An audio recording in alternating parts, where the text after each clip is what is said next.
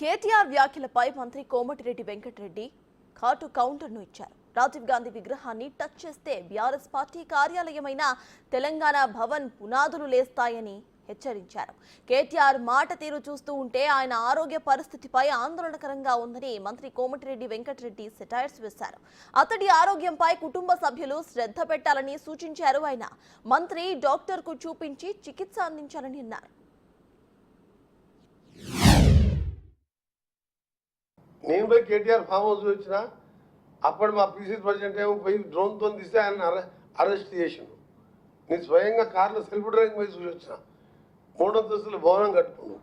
నేను పోయినప్పుడు వాళ్ళ వైఫ్ కూడా అక్కడ వర్క్ చేపిస్తున్నది.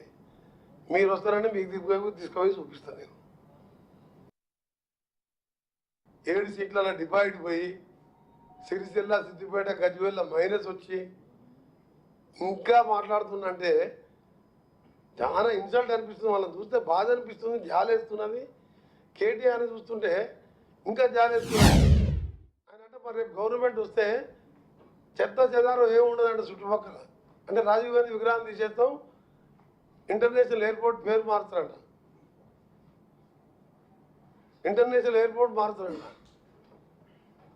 ఆల్లేదు చూడలేదు కొడుకు పేరు సోమలింగం అన్నట్టు 9 సీట్లలో 3వ ప్లేస్ వచ్చి 7 సీట్ల డివైడ్ పోయి సిరిసిల్లలో మైనస్ వచ్చి ఇంకట మళ్ళీ గవర్నమెంట్ వస్తుందంటే మళ్ళీ ముఖ్యమంత్రి అవుతాంట. నేను చెప్తున్నా వాళ్ళ ఫ్యామిలీ మెంబర్స్కు కేటీఆర్ తీసుకుపోయి డాక్టర్కి చూపించండి. ఎందుకు ఈ ప్రాబ్లం మాకు బాధ అనిపిస్తుంది. మంచి వయసు ఎక్కువ ఏజ్డ్ కూడా కాదు. ఈ సమయంలో ఏమైనా అయితే మాకు బాధ కదా. తెలంగాణ ఫార్మర్ మినిస్టరు 4 సార్లు ఎమ్మెల్యే ఆరోగ్యం కూడా చూపించుకోవాలి డాక్టర్కు. రాజకీయ 10 ఏళ్ళు పట్టింది అమరవీర స్తూపం కట్టడానికి.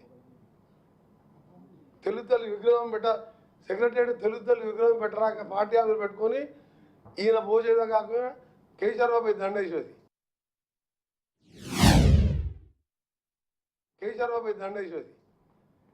10 ఏళ్ళు అంబేద్కర్కు 83 ఏళ్ళ రోషయ్య ముఖ్యమంత్రి గారు మేము మినిస్టర్లుగా ఉదయం 9 గంటలకు వచ్చి అంబేద్కర్కు నివాళులు అర్పించేవారు. ఆయన పుట్టినరోజు, ఆయన వర్ధంతి రోజు.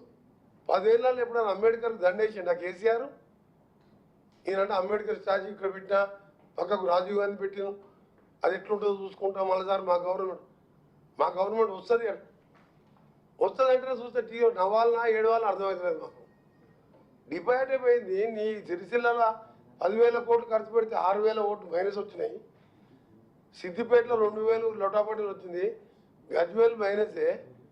ఈ సొంత పార్లమెంట్ ఓడిపోయి అంట ఆయన ఏదో మాట్లాడుతున్నాయి. ఇంకోటి సరే రోడ్డు అయిపోయింది. అదే RRR రోడ్డుతో పాటు హైదరాబాద్ విజయవాడ రోడ్డు శుభవార్త.